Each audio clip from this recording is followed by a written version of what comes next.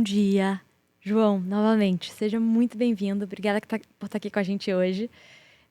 Você tem uma meta muito ambiciosa, né? Que é ser o jovem brasileiro, o primeiro jovem brasileiro a completar todas as Big Majors maratonas, que são, explica pra gente. Bom dia, pessoal. Bom dia a todos do estúdio, ouvintes, telespectadores, Ju. Realmente é uma meta que foi um pouco por acaso, assim. Na época eu me inscrevi para fazer a Maratona de Nova York, que foi minha primeira maratona. E aí logo em seguida eu descobri que tinham esse grupo de maratonas, que são as maratonas mais importantes e as maiores do mundo. E aí atualmente eu completei já 4 das 7, ano que vem estou indo para minha quinta. E aí no meio do caminho eu consegui entender aí qual que era o brasileiro mais novo a ter completado. Na época eram as 6, né? Daí colocaram a sétima, que é a Maratona de Sydney. A pessoa tem 31 anos, então eu pretendo completar as 6, né, originais, aos 30 anos. E aí é só uma das coisas legais assim para puxar um pouquinho a criação de conteúdo e as pessoas conseguirem acompanhar essa jornada, porque é bem legal mostrar e incentivar principalmente. Bacana. E Nova York foi sua primeira maratona que você já fez.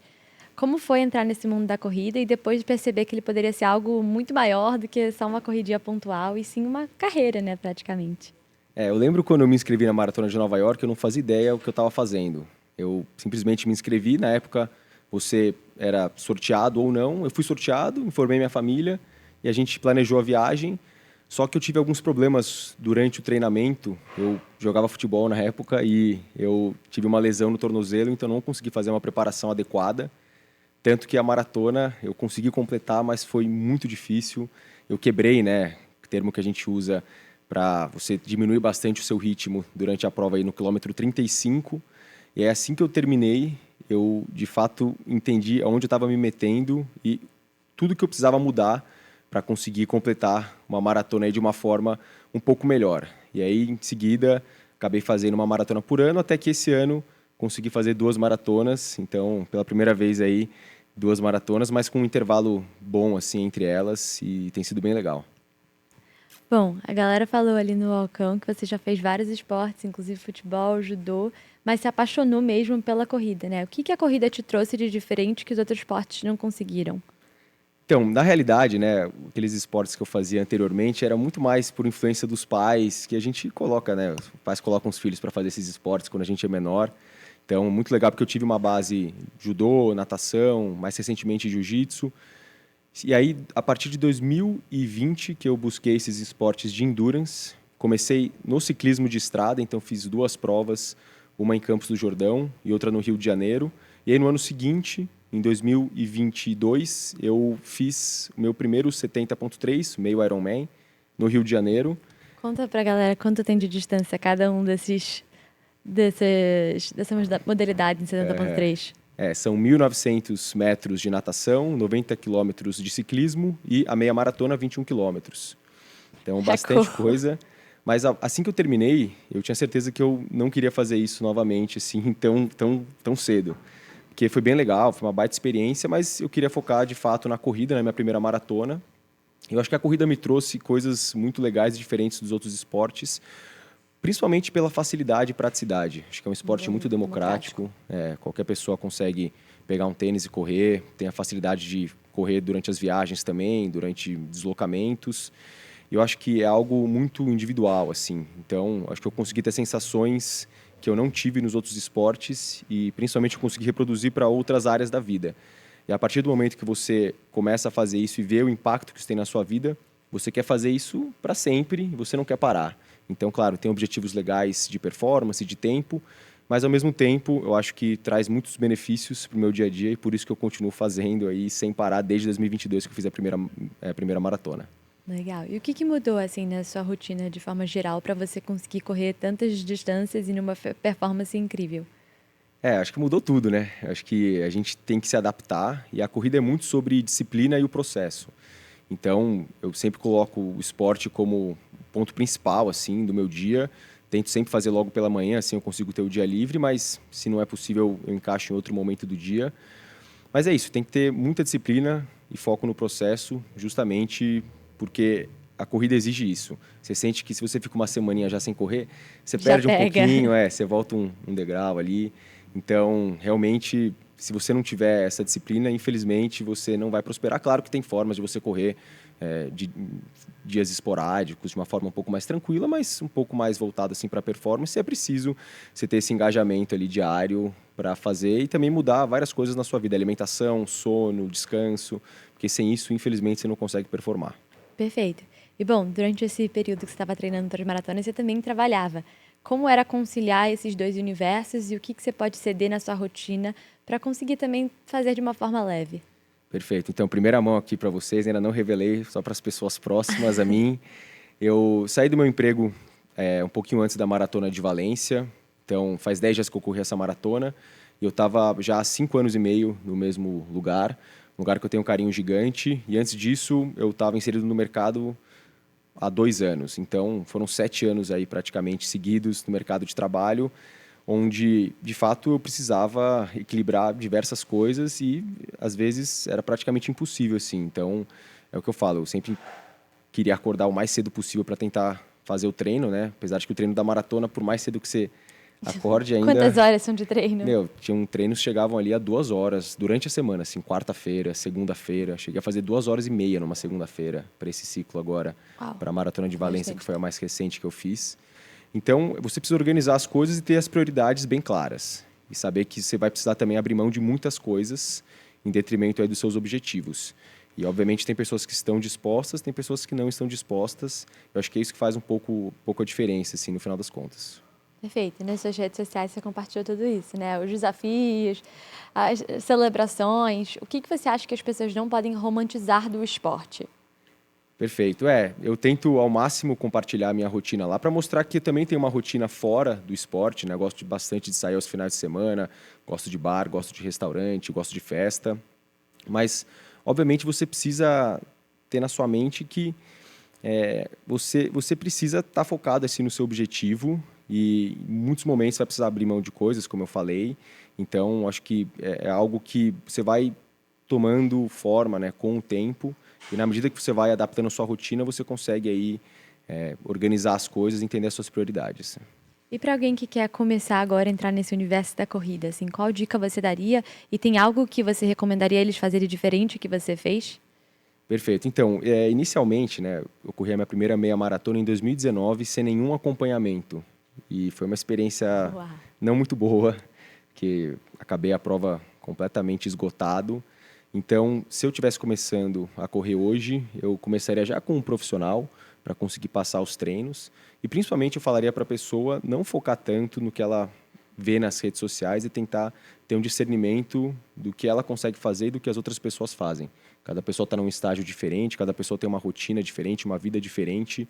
E entender que a pessoa vai começar de uma forma bem tranquila, às vezes até intercalando uma andada com uma corrida.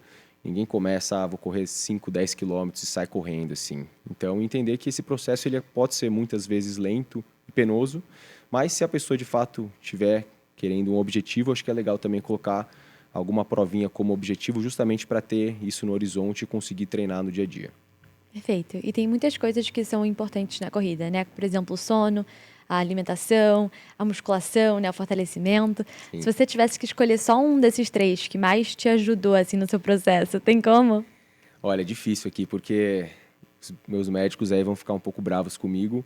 Eu deveria falar sono, que eu acho que é o mais importante, mas com certeza, para mim, eu acho que o mais importante é o fortalecimento, que eu acho que a maioria das pessoas ainda não incorpora isso na rotina para a corrida.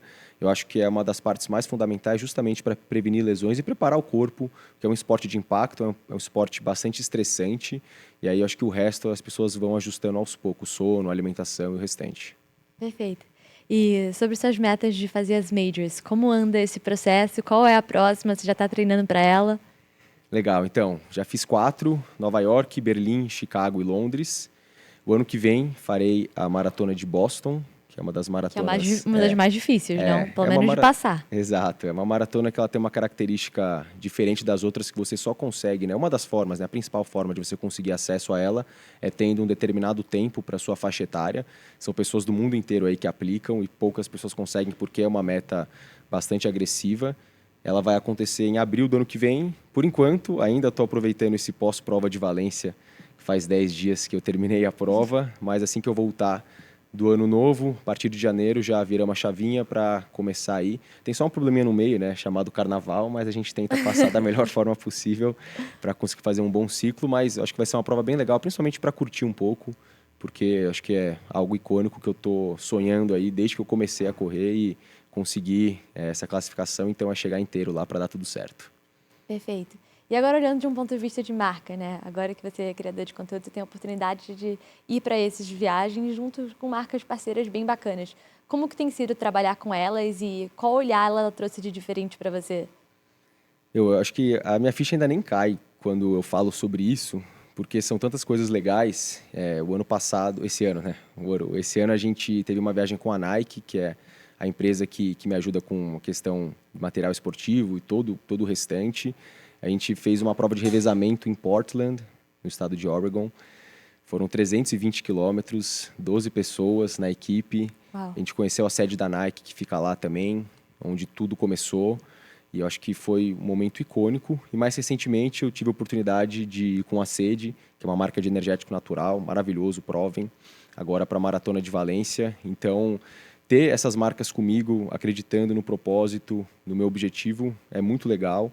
E, de fato, eu tento ao máximo reproduzir isso para as pessoas que me seguem, que me acompanham, para inspirar elas ao máximo e mostrar que acho que as pessoas conseguem ter um objetivo e ir atrás, porque, de fato, isso vai mudar a vida delas e elas vão acessar aí caixinhas que elas nunca imaginaram acessar na vida, que eu acho que é o que o esporte traz de uma forma bem única.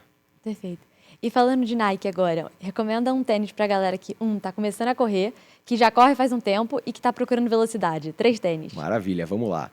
Da Nike, o que eu gosto de recomendar para quem está começando é a linha da Vomero, né? Vomero 18 ou Vomero Plus. Acho que são tênis focados mais em amortecimento, conforto, então eles são um pouco mais democráticos.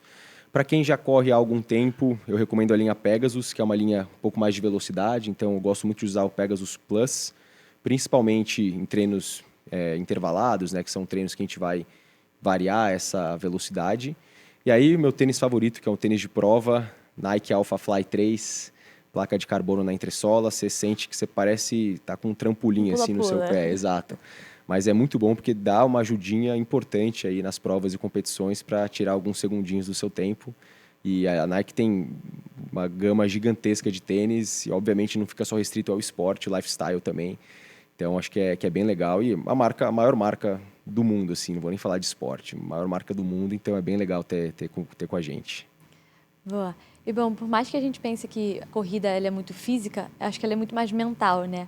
Qual foi o maior aprendizado que a corrida te trouxe? Eu acho que esse é um ponto que as pessoas falam menos do que propriamente o treinamento, mas para mim é o ponto mais fundamental. Acho que a pessoa, primeiro que ela precisa estar bem com ela mesma para conseguir entrar nesses objetivos e conseguir performar ou entrar numa corrida, se inscrever numa prova. E principalmente ela tem um aspecto bem importante no dia, assim. Então você precisa controlar a ansiedade, você precisa ter na sua cabeça que vão ter diversos momentos que você vai se sentir mal, que vai ser difícil, mas você precisa saber passar por isso. Então eu pessoalmente faço acompanhamento com uma psicóloga toda semana. Eu acho que é um aspecto fundamental para eu conseguir performar no esporte, apesar de eu não falar muito sobre o esporte em si, eu falo sobre outros aspectos da minha vida. Eu acho que isso me ajuda a ter as coisas bem alinhadas e bem definidas, justamente para na hora do treino não ter nenhum problema, assim.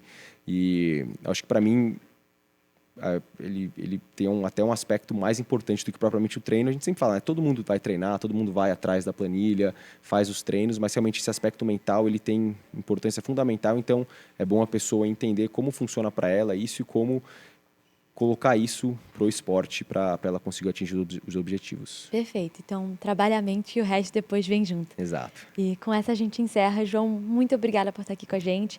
Que todo mundo possa ser picado pelo bichinho da corrida. De volta para o balcão. Valeu, pessoal.